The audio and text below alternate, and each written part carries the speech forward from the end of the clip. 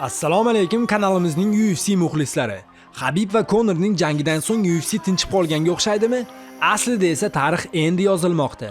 Habibni yana uzoq janglar va shu qatori Conorni ham uzoq va mashaqqatli janglar kutib turibdi.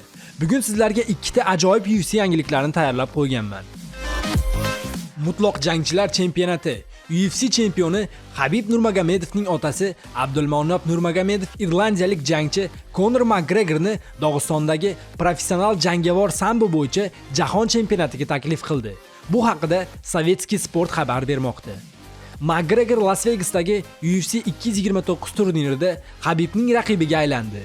Unda rossiyalik bo'g'ish usulini qo'llagan holda g'alaba qozondi. Jangdan oldin Conor Habib va uning otasi haqida bir necha bor haqoratli bayonotlar berdi. Jangdan keyin esa jangchilar jamoalari o'rtasida mushtlashuvlar kelib chiqdi. Abdulmanap Nurmagomedovning ma'lum qilishicha, o'g'lining raqibini kechirdi va uni 15-dekabr kuni Kaspiyskida o'tkaziladigan turnirga taklif qildi. Men hammasini kechiraman. Rahim shafqatli bo'lish kerak dedi Abdulmanap Nurmagomedov o'z video murojaatida. Conorning bu marosimga kelishiga qay darajada ishonasiz? Fikrlaringizni izohlarda kutib qolaman.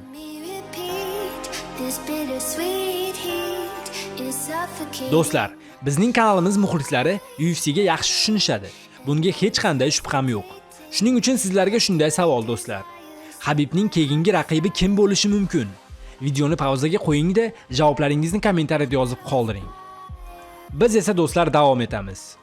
Habib va Conor o'rtasidagi revansh jang bo'lishi mumkinligi haqidagi savolga Habibning amakisi rad javobini bergan.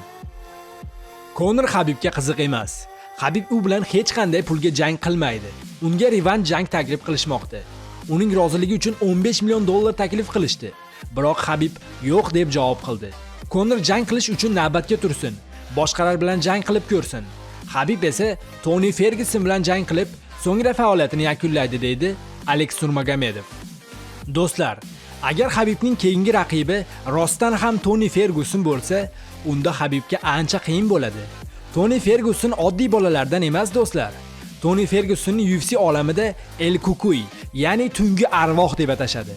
Agar ushbu jangchi haqida ko'proq bilishni xohlasangiz, bu haqida kommentariyada yozib qoldiring.